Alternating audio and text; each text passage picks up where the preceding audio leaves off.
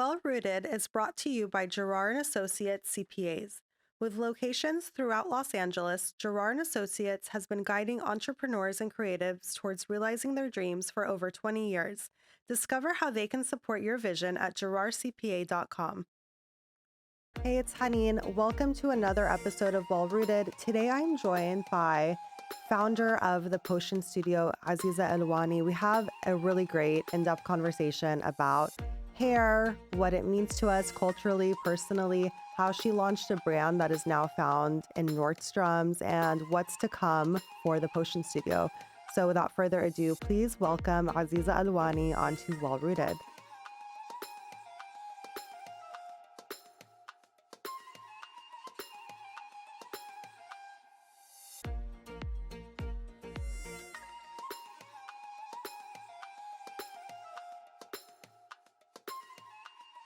Well, welcome.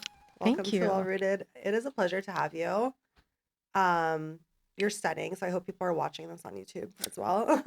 Thank you for having me. This is like such a dream come true. It's my first one, Okay, and you're I'm so happy. Palestinian. This is Yes, amazing. I'm so happy to hear that. I'm so happy, and I hope it's like the first of many. So I hope it's not too traumatizing, but it won't be. Um, but I want to just get into it because as I mentioned earlier to you off camera, I initially came across you at the In Between or the Between East event last year. Mhm. So I've known you as Aziza, founder of the Potion Studio. Aw, So let's start there and sure. just tell us about the Potion Studio. Sure. So again, thank you so much. So I started the Potion Studio. It really started off as like a hobby with my mother. I was Mhm. like, I think 9 or 10, probably even younger. Like I really love to get in the kitchen and make things. You know how kids go into the Yeah. garden and make little witch's brews? Well, I did that for hair care. My mom is Black. She is from Curaçao, which is the Dutch Antilles, and my dad's Palestinian. I grew up in South America, in Suriname, which is a very small country right above Brazil. So I am so used to, living in different countries and just being exposed to a lot of um, being exposed to a lot of cultures. Mhm. So obviously hair care has been really like a really big thing in my childhood. So my mom and I, it was like our way of bonding, basically creating things, making things. And I had really dry hair and it was really hard to find products that were easy to use, simple, but still clean. Mhm. So it started off as a little fun bonding moment with my mom that really turned into something I would do on a weekly basis. I was always in the kitchen just creating something. Like creating just brings me so much joy. So I moved to Amsterdam. Obviously, like weather changes, hormonal changes, my hair changes. So I was back in the kitchen and, playing around with different ingredients yet again and trying it on my friends as well. Um, that was fun. I got a little bit of a reputation to, go to Aziza to get your hair done. Love. I know, very random. So that's how that started. And then I moved to the United States in 2020 at the height of COVID. And it was really hard for me to kind of find a job in the creative industry. So I actually ended up in real estate and I was still itching to do something creative. Mhm. So naturally, I was like, well, let me see if I can find someone to kind of help me create my same concept, easy to Mhm. use, simple, climate adaptive, and just products that work for all different curl textures. And this started off as like a fun hobby. And I was, in between meetings, in between showings, packing orders from the back of my car. And then Oh, I it, love the yeah, hustle. no, it was a real hustle. And then it turned into pop-ups every weekend and like community events. And yeah, then Nordstrom came along and it was just, we have a real business now. Yeah, I mean, that's a huge accomplishment because I can imagine there are people listening to this who are either starting a brand or have a brand. hmm And I feel like there is a stage that comes, to the front where it's like, do I want to start going into retail? And then how Yeah. do I get there? So that is a huge accomplishment as a founder. But how does one begin to even go from formulations as, with mom and hmm being really creative and hands-on to going into business and getting your name really into the biggest stores in the country? What was like Yeah. that first initial step you had to take to really invest your time into building the Potion Studio? Kind of varied a little bit. I've always been a beauty girl. I've always been really passionate about hair specifically. So back in the day, like in the early like 2000 like tens, curly hair YouTube was really big. So I was already very kind of familiar with what worked, what didn't work. Obviously, also my heritage. I kind of knew what I liked, what I didn't like, what worked, what was multifunctional for hair and body. So I kind of already knew what I wanted. I had time to kind of perfect, not necessarily my formula, but I was able to kind of perfect on what I love the most in terms of ingredients and scents and, functionality of things. So when it actually came down to figuring out what I wanted my products to do, it was fairly easy. I just partnered up with a chemist, this lovely, lovely Black lady. We actually just kind of went over, ingredients, how to make them work and how to make them as accessible as possible, but also the easiest way to use them across different hair textures. That's really Yeah. important. I'm listening to that, and I remember that 2010s phase of I have like naturally wavy hmm hair, but I think what hinders me sometimes from really just wearing it in its natural Yeah. texture is just kind of what you just hit on. It's I don't know the proper ingredients, not Yeah. materials that work with Right. my hair, and I don't maybe know the exact process, of how to get it hmm to look like its optimal self. What have you learned through this process about women and their relationship with their hair and maybe what they struggle with the most when it comes to really wearing their hair the way they want to? Because I would argue that most women hmm probably do want to learn to not to style their hair hmm naturally, and not do so much with it. But what have you found like in your journey building this? Well, it really varies because it's so personal, but I Yeah. have a lot of friends that are mixed. I have a lot of friends that are from Middle Eastern descent, Asian. Like I've had a lot of growing up in South America and Amsterdam, you come across a lot of women. Hmm. And at the end of the day, we just all have the same problems because the media kind of like tells us that, oh, you need, especially for women of color, you need 10 products and 10 steps to create a curl. So naturally we think, well, okay, if I am going to go on my natural hair care journey, I need 10 steps to create just one hairstyle. Hmm. Or when I was younger, it was more, so straight hair was the norm. So then now I need 10 steps and a lot of heat to get hair that looks, what's accepted. True. Um, so honestly, like the one thing that I found and it has made my life and a lot of people that I know's life so much easier is that less is more. I know that sounds really basic and really simple, but it really is true because we actually look at, I guess like mass hair care products. There's so many ingredients, Hmm. and yet and still, if I buy one product, I still have to use add an extra gel, add an extra foam, use this finger coiling technique, Hmm. get this brush. It's just too much. So Yeah. for me personally, while I was building the potion studio, it was very important to me to have products that they work, but they're still potent and simple. Hmm. I don't really believe in a lot of ingredients. I don't believe in like just overconsumption. I launched with four SKUs or 4 units, I should say, and Hmm. I've stuck with those 4 units up until now. We've been in business for like 5 years almost. So for me, it's just like, honestly, less is more. And a little goes a long way because Hmm. the ingredients that we use, they're very potent, they're very thick, but they work. So I just think one thing that I've learned and the advice that I give everyone is that, you know, do your research. Just don't do too much at once. Because it doesn't matter how thick your hair is, things can get heavy. A Hmm. good cleanser, like I feel like everyone told us that, oh, you can't wash your hair every day.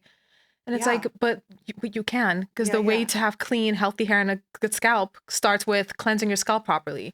So 100%. yeah, you don't need 3 to 4 different shampoos to do that. Like one will Yeah. do. So yeah, just honestly, less is more. Keep it simple, and sometimes just let your hair do its thing. Mm. That it works. Yeah. No, that's such a refreshing take. We do live in a very capitalistic society hmm that wants to sell us as much as it can. And I think that really speaks to integrity of you as the founder, but also your product of being like, this is all you really need. Yeah. I'm not going to sell you a million SKUs. I hmm really respect that. Um, Going back to something I read on your actually on the I was looking at the Push in Studio last night and hmm I did the quiz because I was like I Yeah. actually want to know like what works for my hair. hmm But I love that it wasn't so overwhelming and I'm like I could actually start here. Yeah. I and it seems very easy to use. Um but I also read that that you mentioned you realized that the clean hair care that already existed a lot of times Hmm. lacks inclusivity. Hmm. Can you elaborate on that, please? Yes. So it's one thing to have clean products. All these things are great. Hmm. Sustainable, recyclable, vegan, like all those things are amazing. But back when this trend started, because I feel like the clean beauty um became very relevant, like I think like maybe like 7 years ago, and Hmm. everyone was like, oh my God, exclusivity, clean, which Yeah. is beautiful. But like every time I would try a product that was, clean, and all of that, it just would not work for my hair. It's either more targeted towards fine hair Hmm. or just a different hair texture and not mine. And that makes me really sad because I meet so many different women that have hair like mine or maybe a little bit more tightly coiled. And, I'm like, oh yeah, like this product is great because it's clean. But it's always like, it's clean, but this doesn't work. It doesn't have enough moisture or it's not rich enough or Hmm. it's diluted with water a lot of the times. So yeah, like for me, it was very important to just keep it as simple as I possibly could, but still potent. That's why the price is also like what it is. It's still accessible, Hmm. but it's not crazy inexpensive, but it's also not super expensive either. Because Right. I do feel like everyone deserves to have access, especially women that look like me, deserve to have access to hair products that actually work but are still clean and not harmful. Because endocrine safe is another kind of started off as a trend, but that's something that I do take seriously. But Okay. because there's a lot of phthalates, there's a lot of perfumes, fragrances that can actually also mess with your endocrine system and your hormones. Right. So for me, it's also important that whatever you put on your body will not disrupt anything else. And that's a really big thing, especially in the textured hair community. Yeah, that's a really great point. And that's a lot that we, as women, we're constantly having to look out for hormones and It's everything that always goes. something. Yeah. It's always something. Like we already have enough going on. We don't need it in our hair care. Right. So that's a really great point, and I think gives a lot of peace of mind as well. Um, speaking about retail and Hmm. going into Nordstrom, you've been featured on Anthropology, Hmm. on Free People. I mean, you're doing it. Thank you. The process of getting like your product into these big retailers, Hmm. I'm sure is really hard. But did you feel, or was there a time that you had to like sort of compromise on anything to get there? Or were you able to sort of just scale out into retail without having to do so? I love that question. Um, yes and no. So I really pride myself on being as genuine and authentic as I possibly can because at the end of the day, like the whole point of me even making this is to make other women and men, obviously, feel beautiful.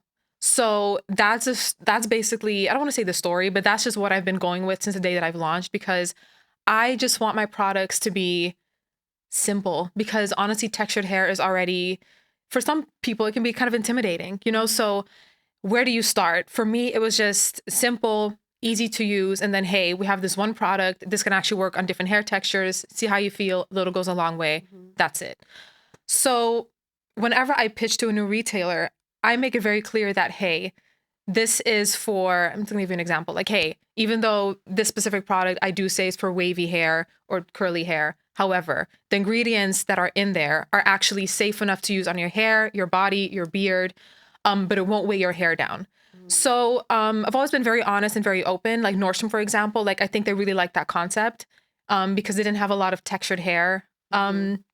Brands at the time. Now they've expanded and it's like so much fun to be amongst so many great like other great brands. But for them, it just worked out. And whenever I do events at Nordstrom, it's just so beautiful seeing women come to me and they were like, "Oh, during COVID, I didn't know I had curly hair, so now I can just use a product and just be out the door." And I'm like, Yeah. "Yes, like my work here is done." But in terms of, I'm sorry, what was the word you used again? In terms of compromising. Yeah. Okay, so in terms of compromising, not really. I only had to compromise on how I wasn't niche enough. I just had to be a little bit Mhm. more niche to make it clear that I am a textured hair brand. Yeah. But that was like that was it. And just for other people watching this that want to expand their brand, just just be real, be genuine because it will come to bite you later on if you're not Yeah. honest. Yeah. So I was very intentional, even with my packaging. I'm very intentional. Mhm. I wanted to be another clean luxury brand, but for textured hair. Yeah, it definitely gives off that vibe. And Oh, I thank feel you. like you give off that vibe. And I think that's what's really important is like you like a part of Yeah. you, like you are the brand, and like I can look at you and immediately be like, yes, I'm buying it. Like Thank you. 110%, I'm getting the brand, Yeah. whatever she's selling. And Yeah. so, how do you separate that? Because I mean, you are the face of this brand. You've built it.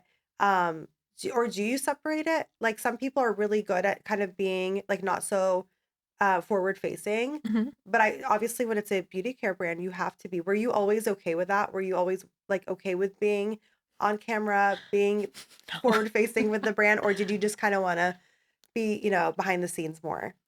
To be honest, it's something I'm teetering on back and forth still to this day.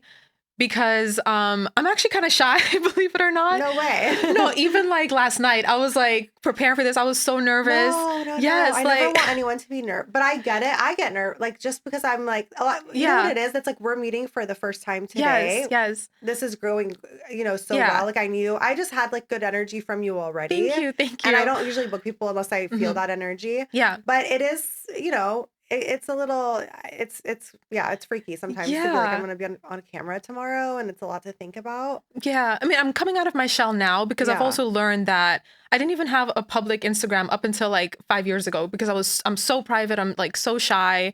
I just like to live in peace and just create and leave. Hmm. Just Yeah. create and leave. And then I moved here. Like, mind you, I moved here during COVID. So there wasn't That's wild. any, it was wild, but Yeah. I didn't have the connections like that. Like I just moved here. I did an internship, a free internship at a PR agency just to kind of learn about the business. So I did that for a little bit. Then I got into real estate because, I had bills to pay. I'm launching a business now. That Yeah. was a great avenue for me to learn and just get to know a lot of people as well. But no, I think I was speaking to a photographer and she was like, why are you so private? Like you're launching a hair care brand. And I was like, well, I don't know. Like, what if they don't like it? Like, I don't want to be like, I don't want to be responsible for it, but I have to. And she was like, no, like just like it's not like you have the budget to hire people to take pictures of you take pictures of you and do campaigns and stuff. Like all that costs Right. money. So I think people would actually like to hear about where the products come from. So that's Hmm. really how it started. So um I do separate it, but like now I just feel like, I mean, this is fun. I get to connect with people. Yeah. Some people kind of like know who I am now, and I can just really, I would love to be like, I don't know, someone's hairy godmother. Yeah. Someone gave me that name, and I was like, oh, that So is so funny. cute. That is So whenever adorable. I do pop-ups, like people actually do come up to me, and it's just so nice that I can talk to them and just kind of give them like a one-on-one like crow consultation. So now I'm just embracing it. I'm embracing that it's my baby. And whenever I do pitch to a retailer or just a pitch for anything, Hmm. I'm just as authentic as I possibly can because that does work. Hmm. It works. And people, and I mean, I love it when I see people talk about their brands Yeah. and founders, I connect with them a little bit more. So Absolutely. I try to embrace it now. I Yeah. am embracing it. Okay. Yeah. No, and you're doing a wonderful a job. Thank No you. one's gonna talk about your brand better than you. Like no one knows it better than you, Yeah. and people really buy into the person behind the brand. So I feel like everything you're Hmm. doing is great. But to your point, a lot of people have this fear of perception or Hmm. being perceived. Yes. It's very daunting. Yes. And it's also like really awkward to film yourself. Like no one It wants to is. talk about how weird it is to talk to your phone or it's just very daunting. It's really weird, especially as a woman. You feel like you're putting yourself out there. So kudos to you. Like I think everything you're doing, and it doesn't feel like overdone. Like Thank it feels you. like you do have like a really good balance of how much you share and like how you speak about your brand. And it doesn't come across as like overbearing in any way. Okay. Thank God. So just keep going. Thank you. Was there, as you were scaling and going into retail, was there a particular roadblock or moment of, I don't even want to say failure because Mhm. I mean everything is like a learning curve more than it is failure, but was there ever a moment where you sort of had to doubt yourself or almost felt like you could have doubted yourself if you allowed yourself to go into that space? Yes. Yes, and I'll walk you through why I feel that way. This is my first real big girl business. Like I've had a lot of like side hustles in college and, like makeup artists. Like I've done so many like little random things. Yeah. Um, but this is my first real business. Of course, it started off as, a hobby, Mhm. something I was doing next to my full-time job. So I think that moment for me was when we landed Nordstrom because I had to change so much about myself and really had to put on like my founder, business owner hat. And also, this is a family business still. It's literally me, my dad. I have a very small social team. I have a product developer, but it's literally just me and my dad. So I'm literally figuring it out as I go. So when we landed Nordstrom, like so many things were coming at me at once. And like, it was hard. It was like, how am I going to pay for this? Like, what is it going to look like in a couple of years? Like, am I making the right decision? We've only been in business for like 2.5 years.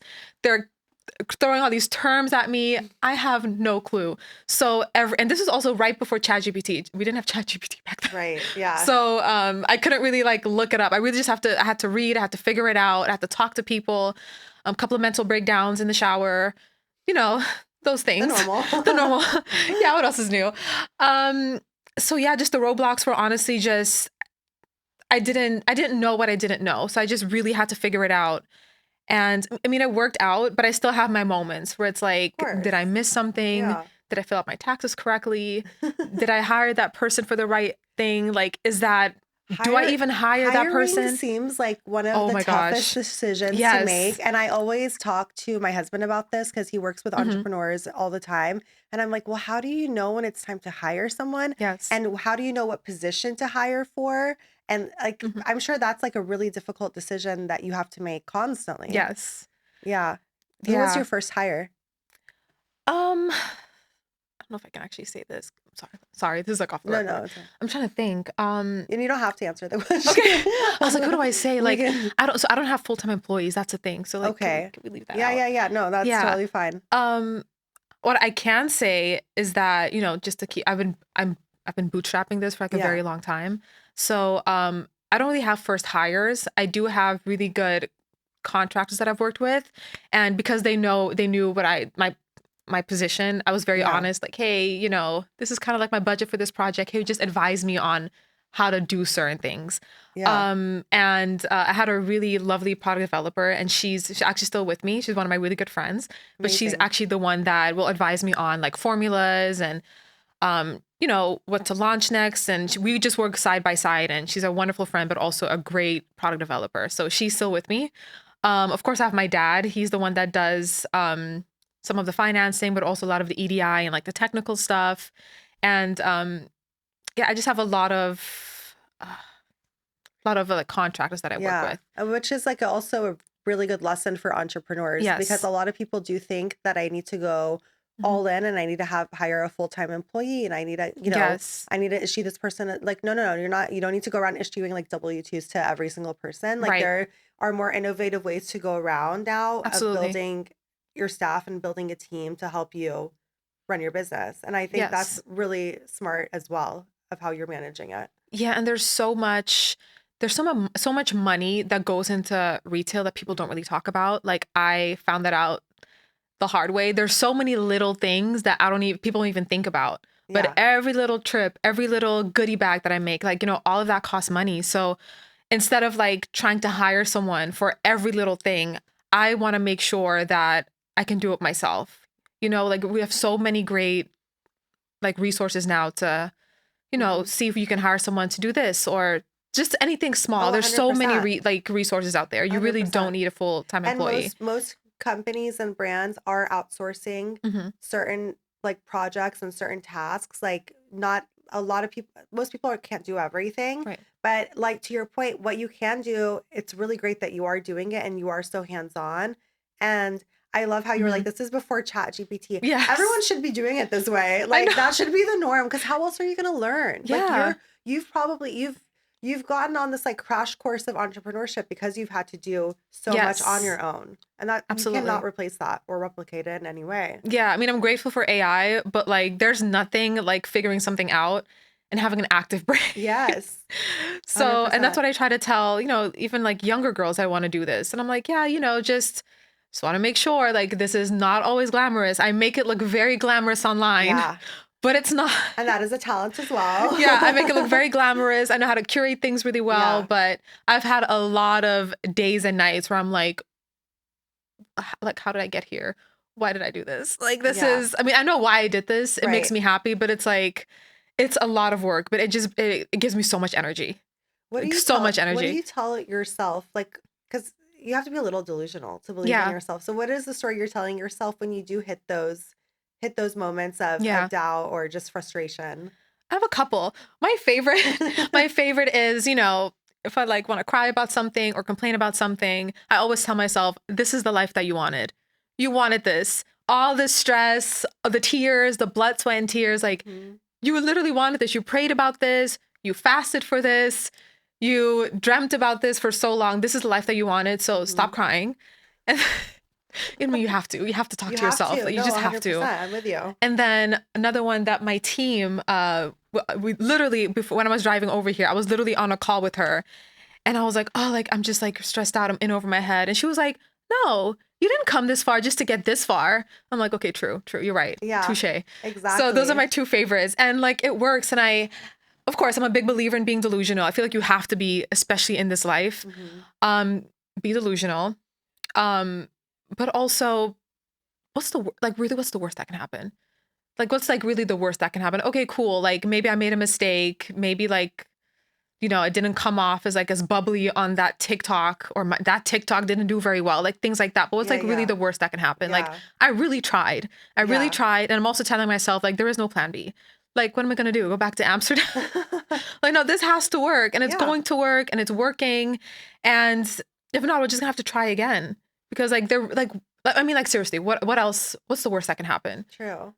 So yeah, just stay delusional. And, if I can just help even like one person a day to give them healthy curls, that's great. Yeah. That's wonderful. That's amazing. The one person makes such a difference, doesn't it? Like that, because Yes. that's like maybe your motivation for the day, that one Yeah. person.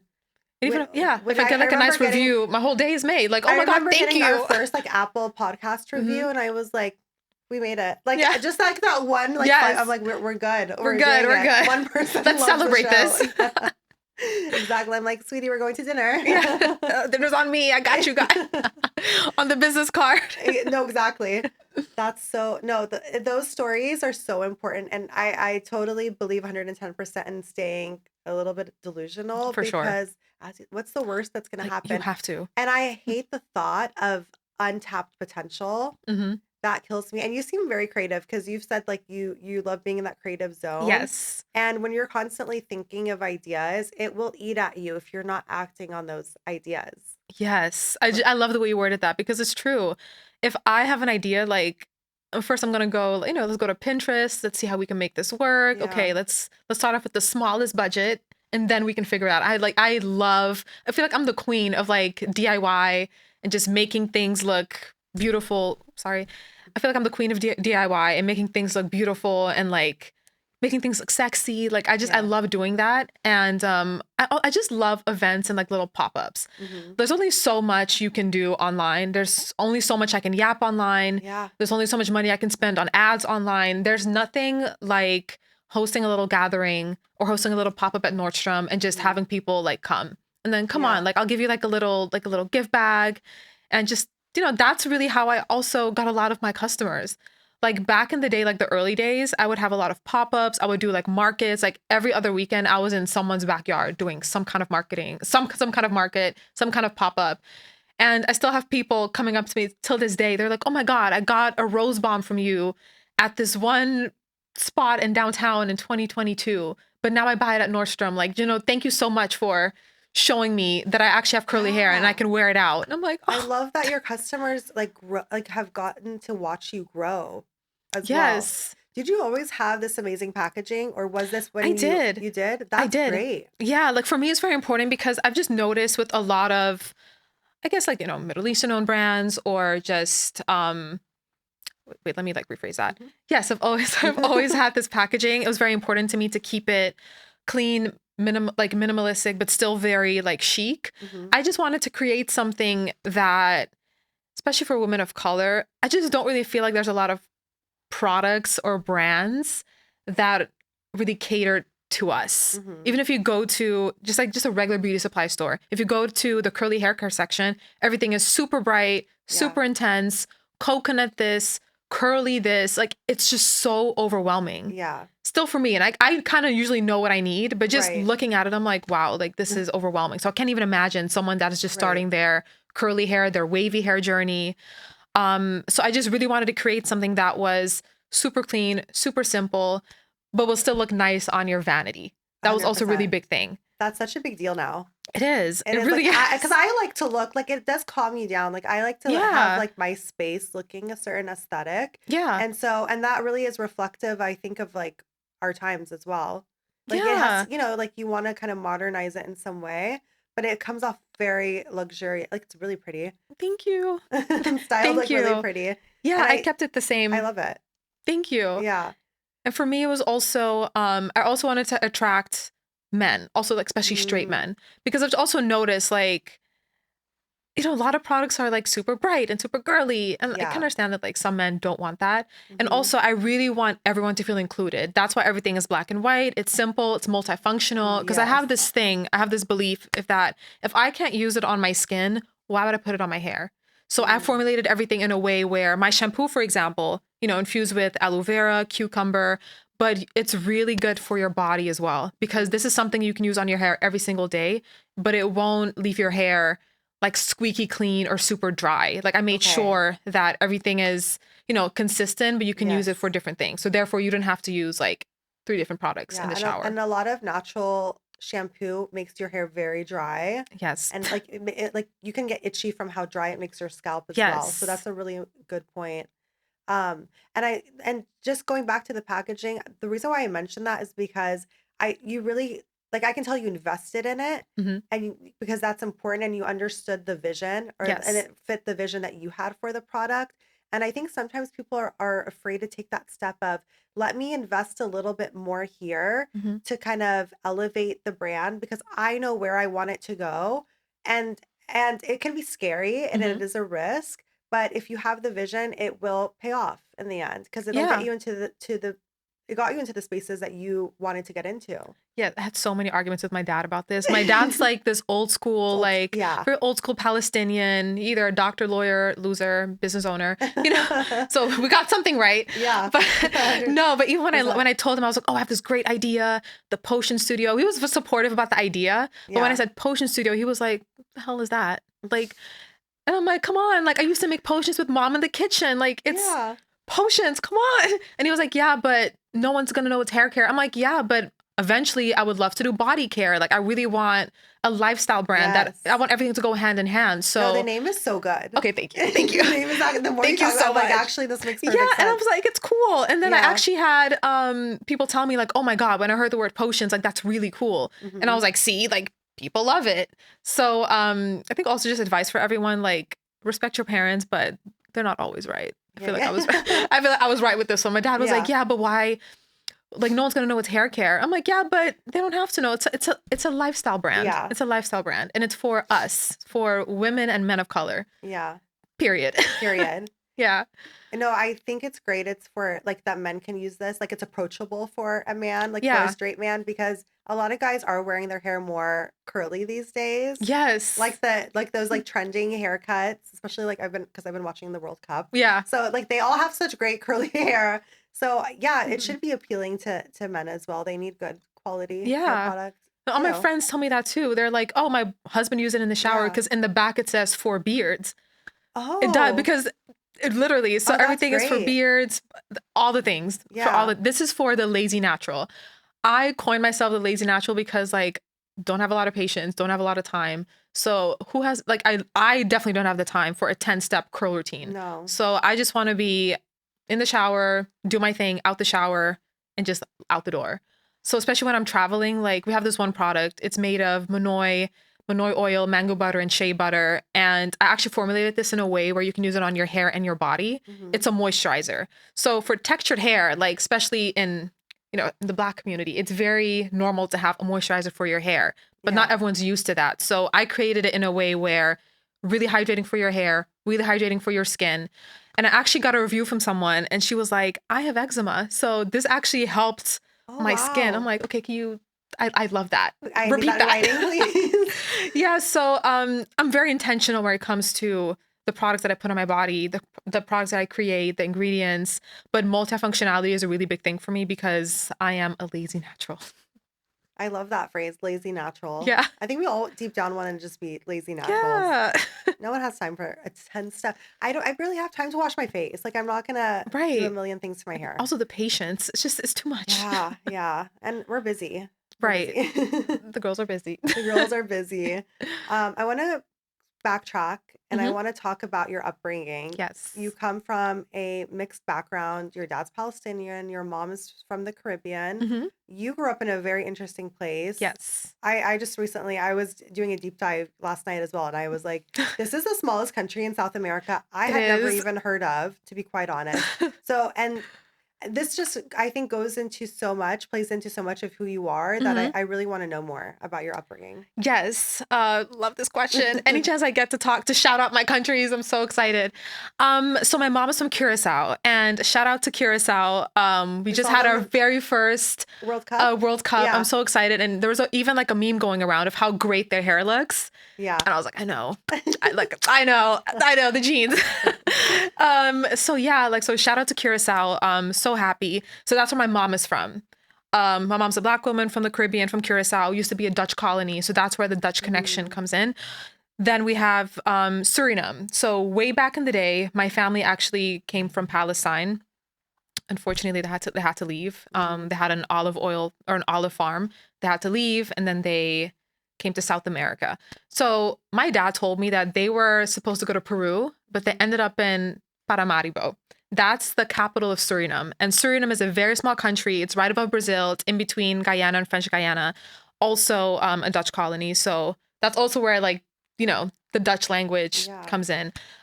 So basically my dad lived in the Netherlands for a while, so did my mom. That's how they met.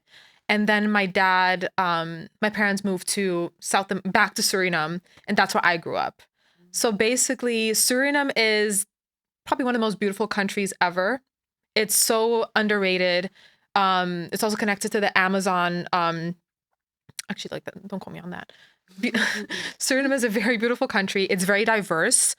I grew up in a country where there's people from Indian descent. We have the natives. We have people from Indonesia.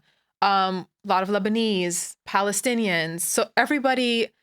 Also people that came from Africa during the slave trade. So I grew up in a country where we all lived in peace. Like literally, there was a mosque, there was a church, and there was also a synagogue, literally all connected to each other, like right next to each other. It was a dream. It was a total dream. And then I grew up, I just grew up in a country, sorry, I grew up in a community where if Eid came around, we all celebrated. We all had a day off at school.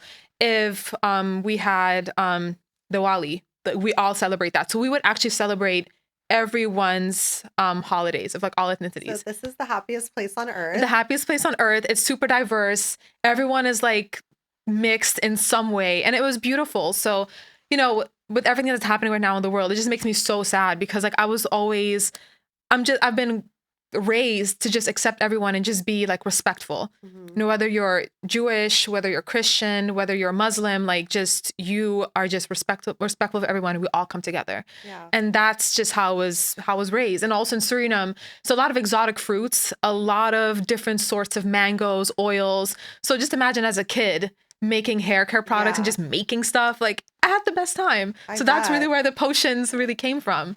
Yeah. And so that's Palestinian. My mom's Christian, my dad's Muslim. I'm also Muslim. So I just had the best time. Like my grandmother was actually the first person that taught me how to pray. So I've always been a very open-minded individual, and I just love hearing about other people's cultures. So that's really how I was raised. And I try to bring that back into my in my brand as much as I possibly can, because it's a little tough. People haven't really heard of Curaçao or Suriname, but they know about Palestine. So I'm trying my hardest to see if I can include something and just make people really feel seen. For me, it's about making people feel seen and just giving back in a way that I'm still figuring out how to give back. But for me, just giving back is important. Making people feel seen is important. And, making people feel beautiful. Yeah. No, I think your story is so interesting. I've never, for me personally, I've never met someone who was like from like half Caribbean, from Curacao. Am I pronouncing it correctly? And from Palestine. And then your worldview is like so influenced by your upbringing, and it's such a Hmm. beautiful upbringing, it sounds like. And then you later, I think, moved to Amsterdam, right, for college? Yes, moved to Amsterdam for college, and that's a whole other beautiful country of Hmm. just a melting pot. Yeah, You I know, a lot of bet. Moroccans there, so I'll Uh-huh. always have love for Morocco. A lot of Yeah. Turkish people there, people from Suriname, people from Curacao, people from Cape Verde. Like, there's just like that's just has always been Cape my Verde, life. another country Another people country recently that, yeah, learned about. yeah, but they're honestly the nicest people. They're super Yeah. cool. So we all just lived in harmony. So that's why I'm also very grateful for the Netherlands that I got to see like a different Hmm. side of that too. But yeah, even when I started, before I even started the brand, like I would just have all my friends come and then we would just like have iftar together and then, hey, like, your curls are looking a little dry. Let me let me fix that for you with That's my the way to potion. do it. That's how you get Yeah, started. I still have people messaging me from back in the day and they're like, "Oh, I remember that one time you cut my hair on your lunch break Wait, at I your love it beauty because job. this gives My you hair so still much looks." legitimacy. Like, it's such a good backstory. Yeah. Yeah, I hope my ex-managers don't see that, but I've done a lot. And yeah, it's just I'm just a big believer in you can totally live in peace with everyone, just be Mhm. respectful. Be respectful and Yeah, be open. 100%. Yeah. Everyone take note. Everybody Right. Just be take note, respectful. please. What from those two backgrounds, like beauty ritual wise, have you absorbed into your own life, um if any? yeah, yeah, totally. I would say less is more. Yeah. And that's really for both sides. Because in Curacao, it's a very small island. But we have a lot of influences from from Venezuela, from Colombia, and also just from the US because it's so like centrally located. Hmm. So they basically pull from a lot of countries or surrounding islands. And also in Curacao, a lot of things are also, DIY. Mm. So my aunt was also very like into beauty. So even as a kid, she would put avocado oil in my hair and, we would do the what do you call it? Like the hot oil treatments with like avocado, you mash it together, a little bit of Yeah. avocado oil, like so many little DIY things. And I'm still a big believer in DIY, do it yourself, like try something that you have in your house first before you Hmm. spend hundreds of dollars on a routine. And then also, just in, I feel like the Middle Eastern community, I feel like olive oil, because we had an olive oil farm back in the day. Yeah. And my family still does a lot with olive oil. Hmm. So basically, it's just, look, olive oil you can use for literally every Everything. single thing, Literally every everything. single thing. Like back in college, sometimes if I didn't have money to just, to buy, new hair oil, I mean, I know my mom bought me olive oil like 2 weeks ago, and I'll use that. I'll mix that with like some kind Yeah. of conditioner and just create a mask. So less is more. They keep telling us that we need all these products. We really don't. So less is more. Potent ingredients. Keep it simple, and sometimes just leave your hair alone. Leave it alone. You don't need all the extras. Yeah. Yeah. No, those are really good pieces of advice when it Hmm. comes to hair care. Um, and then when you moved to the US, did you move here by yourself? I did. Did you I move did. here with the intention of starting a business, or was that after you already had moved? It's crazy. I always knew I wanted to create something, Hmm. but I actually went to school for fashion. I mean, I did like a short stint in like nursing school, but then I'm just such a creative person. It was really important for me to do something creative. So I have a background in fashion and a background in beauty PR. So when I moved here, like in a perfect world, I was like, oh, I want to get into fashion or I'm Yeah. gonna do beauty. Didn't pan out that way. So I was like, well, if I still want to do something creative, like why can't I just do something for myself and just figure it out?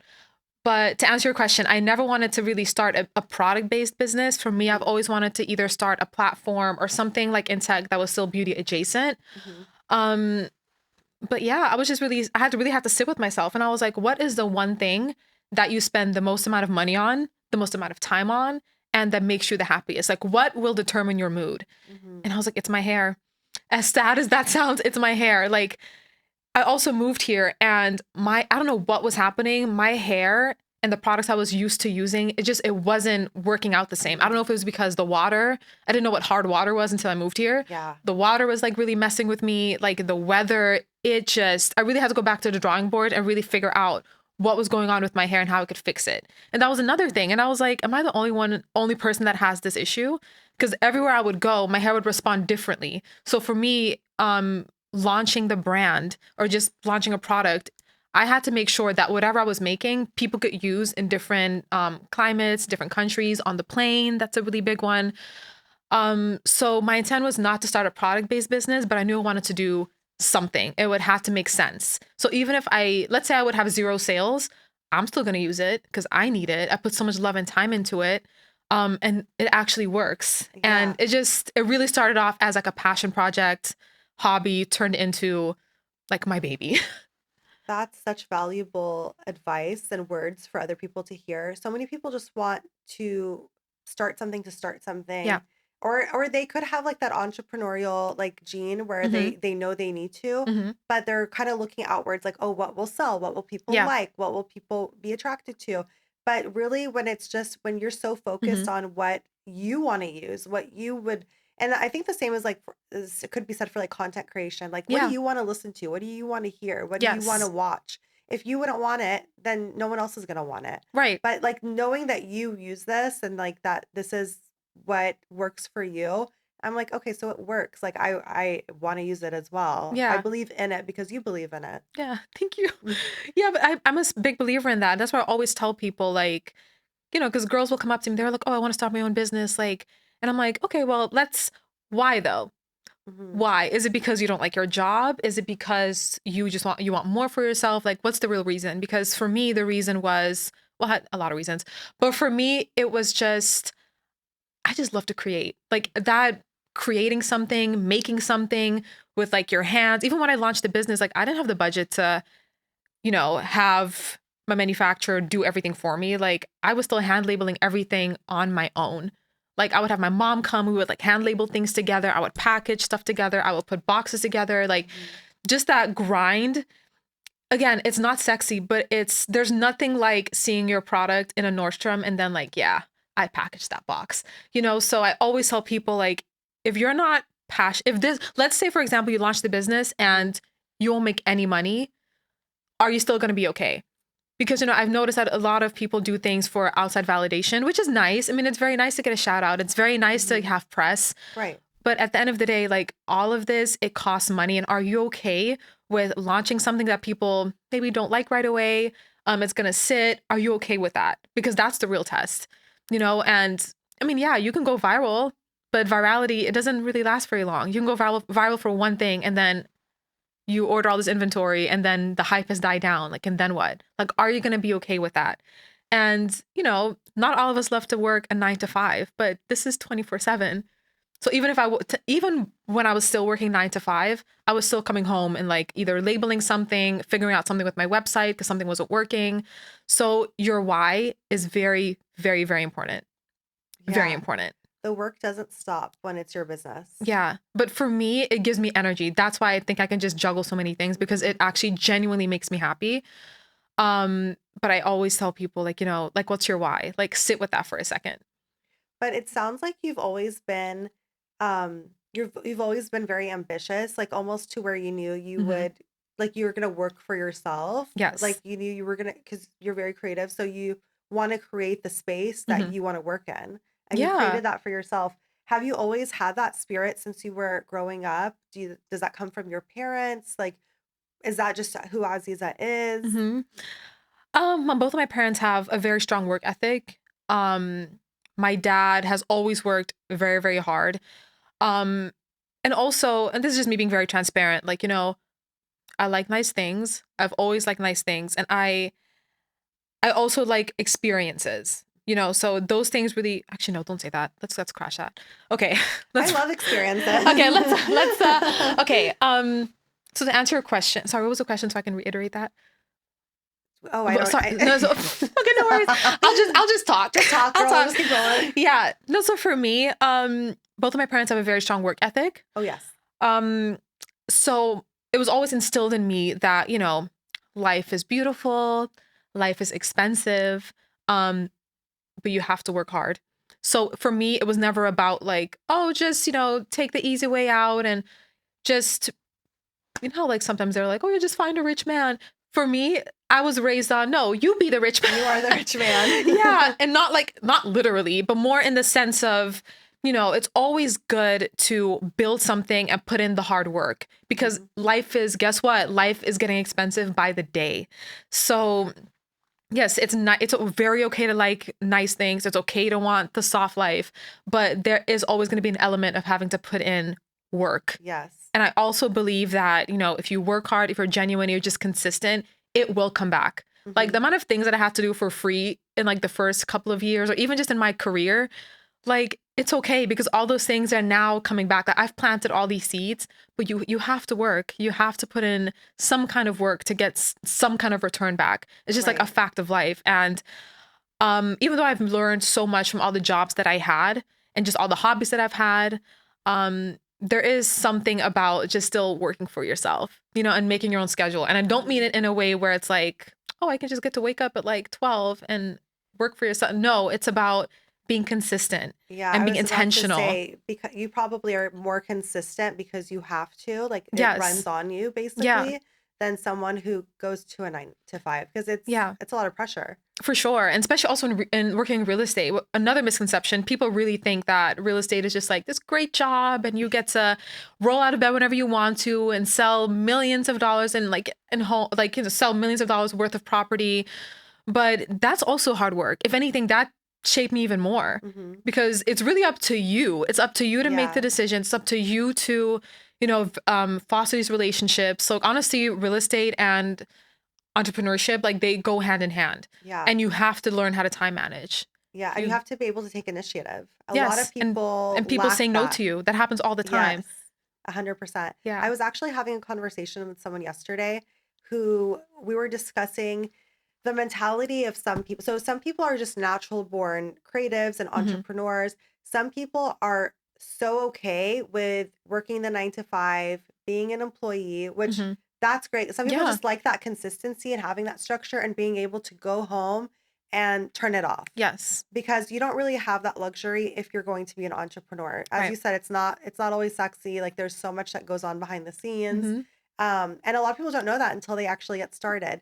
Yeah. So I think knowing yourself, like you have a really good sense of self. And that's something that I've learned to pick up on people right away when they sit in that chair. I'm like, oh, as I'm talking to you, I'm like, oh, you just know who you are really well. Thank you. Have you always had a good sense of who you are? Like, or has that just sort of come? Well, I mean, we're women, so it kind of comes with our intuition. I love that you said that, because someone asked me that yesterday. We were actually like going over like, what I would like to say today and how I want to come across, because I'm a yapper and I will go from one thing to another. So I was talking about this, and I think someone asked me like, what's like the one thing that you love about yourself, or what you look for in other people?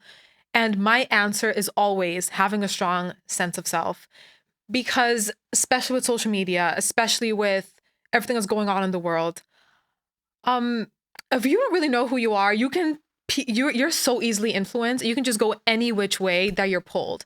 And I think that's very dangerous, especially for young women. I mean, I was blessed enough to have parents that, were a little bit strict, but they were still they still gave me the freedom to explore and do what I needed to do, whether that was nursing school, trying to get into medical school, fashion school, my MBA that I dropped out of. They gave me the freedom to just kind of learn, but they would also have conversations with me saying, hey, like, you did too much there, or hey, you need to focus a little bit better. So they gave me the freedom to fail. And I think that's also something that's not really celebrated enough. They gave you permission to fail. Yeah. Because you know how it is with like parents that are, of course, immigrants, to say it that way. Like it's very strict. Like it's very very high pressure. So imagine not getting into medical school. So like all those conversations, but it's like, it's just like, it is what it is. Like I'm working hard in a different way, and it's okay to fail. It's totally okay to fail. People don't talk about it enough. And I like to call it failing forward. So just getting that strong sense of self, it didn't come overnight, but I did always kind of like know who I was. At a young age, my mom put me into like pageants and all that kind of stuff. And, I won because my mom was always one of those people, like, if you're going to do something, you need to do it. Yeah. There's no losing here. I mean, fine, it's okay if you lose, but let's try not to. So Yeah. I was always raised to, work very hard, but always be humble. That's another thing that people don't talk about. Like the being humble aspect has gotten me so far. Just being humble and also just being honest. Like, hey, I'm scared. Hey, I'm shy. I don't think I'm ready for this, but you have to. And I feel like that's what also builds confidence. And that's what really gave me the confidence to just move here on a whim during COVID. So yeah, did that answer the question? Yeah, absolutely. Okay. No, that was an amazing answer. I love the concept of failing forward, Yeah. failing your way to success, I would say even. Yeah. I mean, I'd rather wake up one day and say, okay, cool. I've tried everything. I tried every single thing and it still didn't work out. That feels better than, oh, I wish I did that. Or I wish I did XYZ. Yeah, you don't want to So live in regret. And exactly. you have a lot of ambition that you need to like act on. Mm-hmm. Otherwise, you'll implode. Right. Where do you see the Potion Studio going? What's next for the brand? Well, I really want to hone in on more community building. Nothing brings me more happiness than meeting new people. And I want to go to like more cities and even do more collaborations with also like more Middle Eastern owned brands. So that's definitely on the horizon. We're also launching a really nice product very soon by the end of this month. And that's infused with, you guessed it, olive oil. So, Yes. so yeah, that's coming up. And we have a couple of like other like really exciting things that I can't speak on just yet, but you guys will see it end of August. That's exciting. Yeah. But mostly building and just bringing people together as much as I can. That's really important. And I know you had an event a couple weeks ago. Yes. I had a pop-up for Juneteenth with Nordstrom. Mm-hmm. We had like a full-on like a master class and it went really well. I want to do more of those. So that's definitely also coming up soon in a city near you. So so yeah, just more community events. It just brings me a lot of happiness as opposed to just like spending money on ads online and stuff. So more community events, in-person events, and more curl consultations. Those are always fun. Ooh, a curl consultation. Yeah. Sounds like it's very much needed. Yeah, that. And then I've done this a couple of times with Soho House. Is basically I would have people come in and we would do potion making classes. Like custom boxes, cool. custom little things made. People would come in and I would just basically give them a small little master class on how to create like little potions, specifically oils. Yeah. And people love those. I really want to bring those back. That's so cool. Yes. Like I feel like that's so cool. Not enough people are doing like IRL events like this where it's like more hands-on and not just like a pop-up that you just go purchase product and leave. I want people to like stay. I want people to stay, feel it, see how they like it. Talk about it. Yes. And that's really how you get, I hate to use the word ROI, but ROI in the sense of like, I just made a new friend today and she loves the product and then she'll probably keep using it for the next couple of years, So for me, that's huge than just like a dollar amount. Exactly. That's a really great outlook. We always wrap up with what does being well-rooted mean to you? So what does being well-rooted mean to Aziza? So being well-rooted means to me having a strong sense of self. Like I can't say that enough. Like knowing who you are, that's something no one can take from you. Doesn't matter if you lose everything you have today, but if you just have that strong sense of self and obviously also believe in God, you will be fine. You will figure it out. And it's you figuring it out is what gives you the confidence at the end of the day. And just what makes you, just be genuine and just be real, but in a real, genuine way, not the performative Instagram way. Just being, yes, what makes you happy? What brings you peace? What gives you energy? Those are things that you really have to think about. And that's what keeps you grounded and well-rooted. Oh, I love it. Okay, where can people follow you? Where can people find the Potion Studio? Well, thepotionstudio.com, obviously Nordstrom.com as well and in person. And you can find me just at Aziza El Wanni on Instagram. I'm very personable. If you have a hair question, she's slide in my DMs. You'll want to follow her. She's fabulous. Thank you. Thank you. Thank you for coming today. So much. This was so fun. I appreciate it. This is great. Thank you. Yay. Thank you for listening to another episode of Well Rooted. If you enjoyed today's episode and felt it brought you value, please subscribe, leave a comment, give us a like, and a review. This episode of Well Rooted has been brought to you by Girard & Associates CPAs. With locations across all of Los Angeles, Girard & Associates has been helping entrepreneurs and creatives make their dreams come true for over 2 decades. Go to girardcpa.com to learn more. This is Haneen, and we are all well rooted.